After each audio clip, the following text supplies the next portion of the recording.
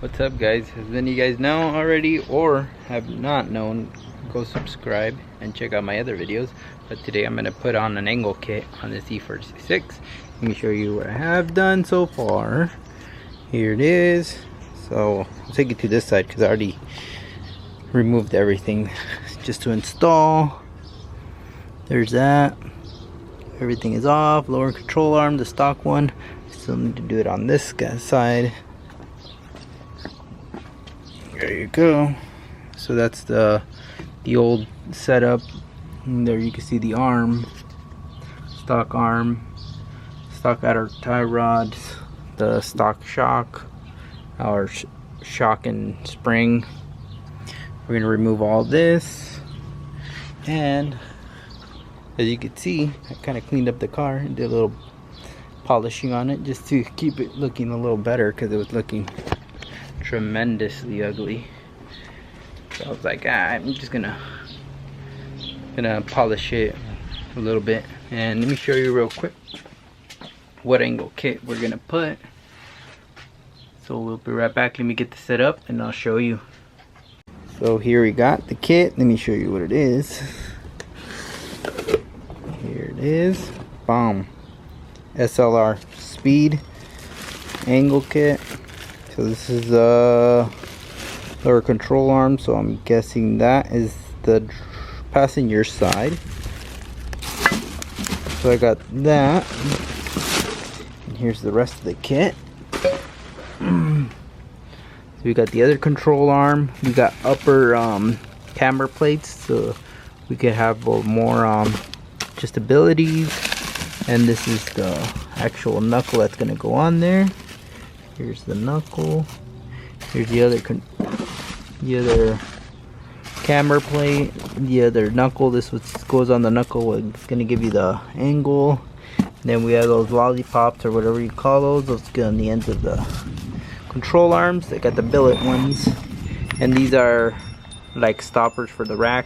So I don't to like, I guess if you want to stop a little bit more of the angle or whatever. And these are the center rods for the inner and outer tie rods, and just some hardware that goes with it. So I'll show you when I unpack all this and I put it on there. Probably do a little tutorial how to put it on. So what's up, guys? Welcome back. Today we're gonna be putting on the SLR kit.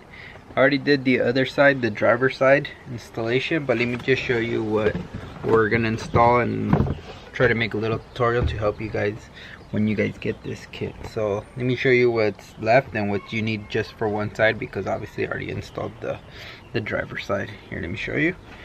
So what you're gonna need is lower control arm. It's extended, so you will need this. So that's one part. Next part, let me move this out of the way.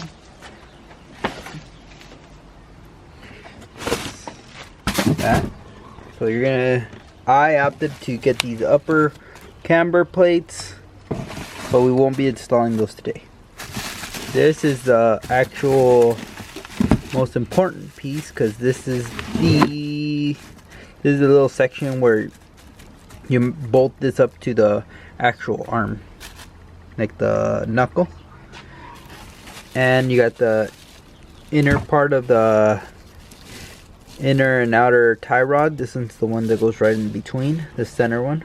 And then you got this lollipop guy, that's what they call it. This is plastic or Delrin, I don't know what it is, but it's plastic, and that goes inserted into the end part of the lower control arm. We also got, this is the main pin. This one goes into the what do you call this, subframe, the front subframe, and that also goes in the middle one right in here.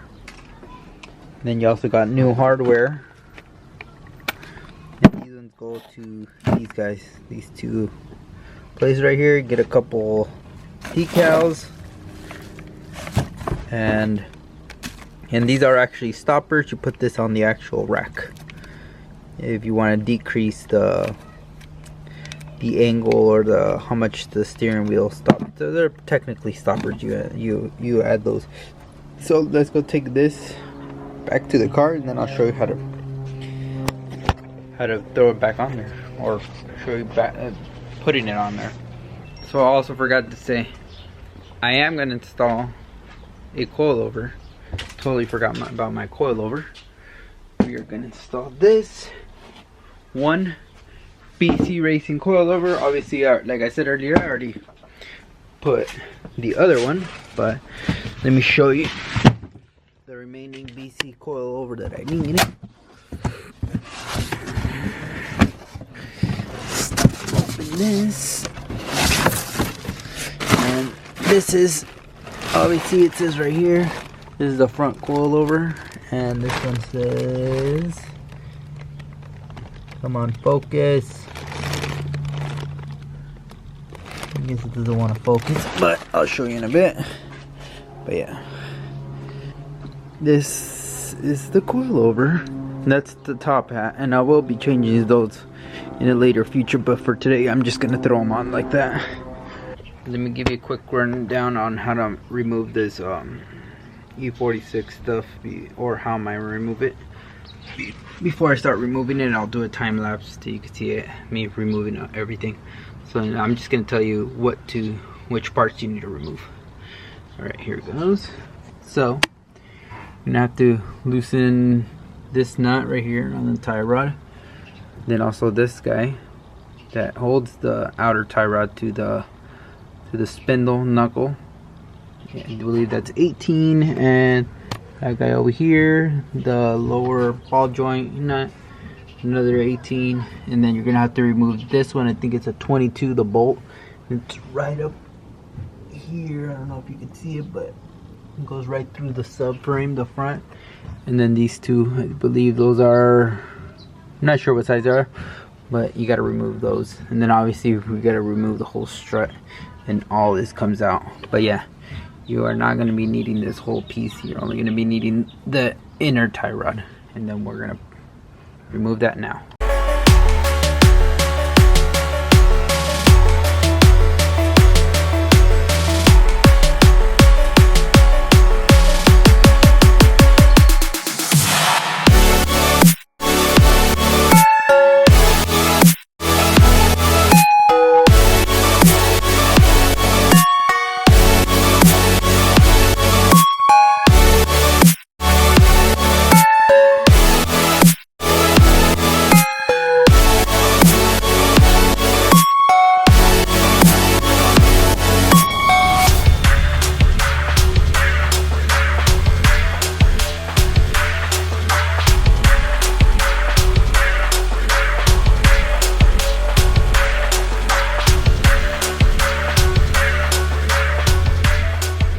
I just did the time lapse of me removing all this stuff. Obviously for your car, you're probably gonna have more stuff on the car that's on your way, like brake lines, just more other things. Mine is pretty much bare. So let me just show you what I took off. I took off the arm. I took off the outer tie rod here. And let me just show you. So for the arm, the pin that goes straight through there, which is this guy, use this. It's gonna be a 22 mil. The one for the outer tie rod, that's gonna be an 18 millimeter, and the one for the lower ball joint on the spindle, that one's gonna be a 19 millimeter. So you can get rid of all this. This essentially is gonna be all trash. You do not need that. And then you're also not gonna need that guy. Also, what I saw in this inner tie rod, let me bring you in real closely here. I'm gonna have to go buy a new one. And you say why? All these threads on the inner tie rod are all junked up. So what that means is I'm gonna have to purchase a new inner tie rod. Okay, so I'm back. Installed this new inner tie rod. Got that one. I'll show you the old one. Where's the old one? Oh, here's the old one. Here it is. Let me show you. This is the old stuff. Look at the rod doesn't even stay up anymore. It just barely moves. Boom, it falls off. Okay. And then now I already installed the main pin that holds the entire arm. Put it through there. Put a little bit of what do you call it? Anti-seize in there, so when I take it off later, it shouldn't be that hard to take off. I installed the lollipop. Not sure the correct word for it or the correct name, but I installed it. And this thing does not like to. Okay, so I installed this guy. I used a socket to push in, hold that bushing in there. See if this thing will focus, dude. And then I hit it with a mallet. Now I just gotta figure out how much depth to put it in, so it goes into the actual mounting holes here. And also with the mounting holes, I went ahead and tapped them out just to remove any trash or anything. Here, let me show you how nasty and stuff comes out, just so it wouldn't like thread it bad and it's like rusty and ugly. Can't see it. There you go. It's all ugly and rusty. Alright, so that comes out. That way they go in pretty smooth. Okay, so I'm back. Installed this new inner tie rod. Got that one. I'll show you the old one. Where's the old one? Oh, here's the old one. Here it is. Let me show you. This is the old stuff. Look at the rod doesn't even stay up anymore. It just barely moves. Boom, it falls off. Okay. And then now I already installed the main pin that holds the entire arm. Put it through there. Put a little bit of what do you call it? Anti-seize in there, so when I take it off later, it shouldn't be that hard to take off. I installed the lollipop. Not sure the correct word for it or the correct name, but I installed it. And this thing does not like to. Okay, so I installed this guy. I used a socket to push in, hold that bushing in there. See if this thing will focus, dude. And then I hit it with a mallet. Now I just gotta figure out how much depth to put it in, so it goes into the actual mounting holes here. And also with the mounting holes, I went ahead and tapped them out just to remove any trash or anything. Here, let me show you how nasty and stuff comes out, just so it wouldn't like thread it bad and it's like rusty and ugly. Can't see it. There you go. It's all ugly and rusty. Alright, so that comes out. That way they go in pretty smooth. Let me autofocus this thing. Okay. So now let me see if it'll actually mount up in here. Let's see here. So this should go here like so. And this should, okay, I need to hit it a little bit more. It's not lining up, so I gotta tap it. So I gotta tap this guy a little more. Where is that? Hello. Lost it.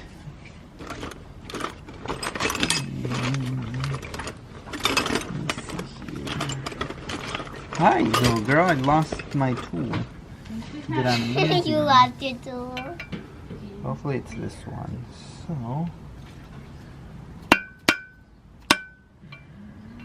I'm trying to hit it a little bit in there. Okay, let's try this again. Still needs to be hit. It's not aligned yet. Let me align it.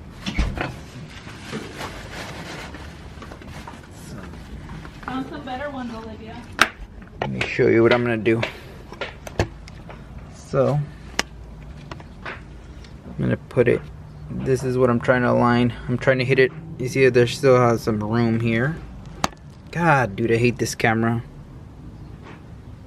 What the hell's up with this camera? Hold on, give me a second. Alright, so I got the 17. Let me get the ratchet. Make sure you start them first. Make sure that this guy is actually flat. So the little guide, little sleeves. And crank it in there slowly. Make sure it's going in slowly. Don't force it. If you feel like it's forcing in there, then maybe back up a little bit.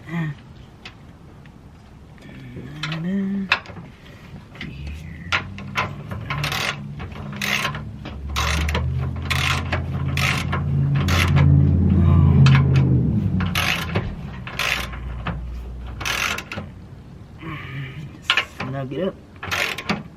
Alright, I'm just gonna snug it for now. But look how it is. There it is. Let's see if I could autofocus this thing. See, now it's pretty flat, so you want it to be like this. There you go. I am gonna have to hit this bushing a little back because it's mostly facing up here and there's less space up here. So I'm gonna have to push that a little bit back. The rear one. This is the front one. So we're gonna be using this guy. This is the M3 Knuckle. There's the M3 Knuckle. She's ready to go. Let me get the actual part where the magic happens. Let's see here. That's where the actual magic happens. Screw this one over so I can show you the actual magic happens. You can see that's where the outer tie rod goes. That's where the lower like ball joint goes. So as you can see, directions say that you have this was a spacer washer. That one goes in between this guy. So it's gonna be like this is for the E46 only. So for the E36, I think they use the same design. So but you have to use, it's a different layout. Check the instructions on those, but for this guy, oh yeah, when you order these, make sure you specify if it's an E46 M3 or an E46 non-M, because this bottom ball joint is bigger than the regular non-M.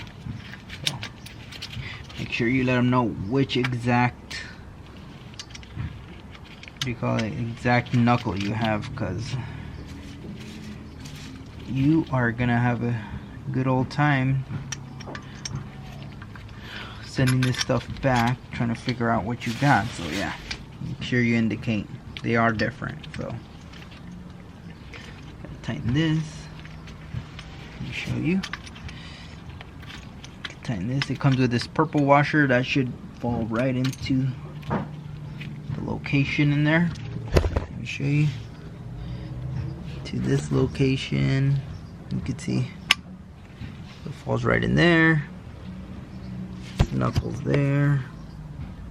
See how I push that washer in between the knuckle and the actual adapter, this little adapter plate that they designed. It should look like this. It should go up right there. Boom. And this is the outer tie rod. So let me tighten this up. So I tightened it all down. I haven't torqued it yet, but make sure to torque it. We gotta torque this guy too. And the instructions say how much to torque it.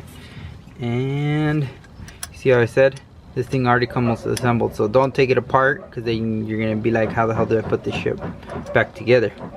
So this is how this goes. This is the way it's gonna go into this with those heim joint things here. So don't mix this up and then that's the outer tie rod. Just leave that alone. The only thing you got to do is just thread it back in. So we're good there. So don't forget torque. So this is how it goes so far. Look at that. Looking good, looking good. And machining on those little spacers that go on there. Perfect. Look at it. Fits amazing on here. Look at that machine work on there. Look at that. Perfect. And if you didn't notice, I just got my hubs re-drilled also. From I think it's 5x120 to 5x114.5. So you know your typical JDM like bolt pattern. So I could use JDM wheels without needing to run spacers. Only spacers to space out the wheels, but not spacers to change the wheel pattern. So that's good, and they're new, and with new stuff, I'm not using the dust plate because don't need that. It's more junk. So now I think I'm gonna install the coilover. All right. Okay. Well, got kind of late, and I couldn't show you some stuff because I was like, let me just try to put this on. So what I did first is that center rod, which this is where you adjust it, your toe. So what I did is I threaded it into the inner tie rod, and then I threaded it into the outer tie rod on here. So for now I'm just gonna leave these loose because I gotta get obviously a alignment. So I'm gonna leave it like that. I was able to do that. Oh, and then I put the coil over. I set the height because they were a little loose and they were a little too low, so I set it the same as the other side. I tightened that guy. Oh yeah, don't forget to put anti-seize in these, because if you let water go in there, put it on both sides. I put it. This thing does come with some, so that's a good thing. So yeah. And now I'm gonna put the tire on. I need to tighten this guy down, but I think I forgot the big socket that I used for that at my mom's house. So I'm gonna see if I could find that later. So I think that's it for now. Let me see. I'm gonna put this rotor on, and yeah, let me just try that for now. Let me put in. This is the wheel I'm gonna be using. Let me show you the wheel. That's the wheel. It's a GS, I think GMR or something.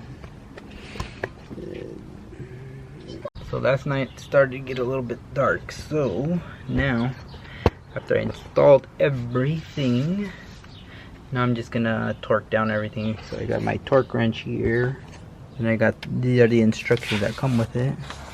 Got those camber plates, and then comes with everything you need to know to install this. So the main stud, 65 pounds. That would be this one, and the bottom one. And then we got the knuckle. This one that goes to the knuckle, that's 63. And there you go. It says everything on here. So then also says the acronym, wherever you want to set it. So I'm gonna go through and torque everything down.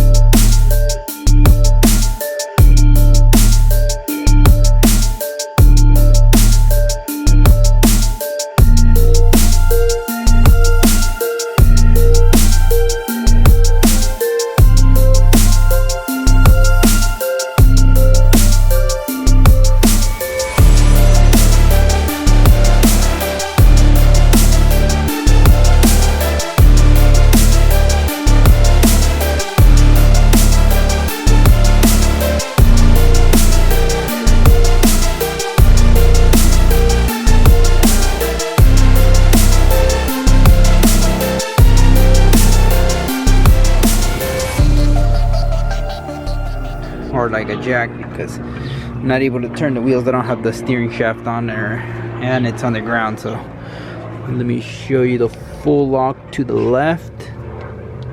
See, let me raise it a little higher because it's hitting. Oh, a little bit more. It still needs the lock. Look, it's still turning. I'm still raising it. Okay, so this is full lock. I think it's still go. All right. See these stoppers helped it from rubbing. It was rubbing from right here. So now the wheels turn freely. There you go. No rubbing up there. So that these specs on the wheels is 18 by 9.5 plus 12. Thinking of putting a spacer, but for now it's fine like that. See, that's all the way to the left. Let me show you. Full lock to the left on the passenger side is not rubbing there. You see, pretty close, but it's not gonna hit. I don't know when it's on the ground. This is as of being up on the air. And let me turn it to the other way. Okay, that's a full lock to the right. See, it's not hitting there.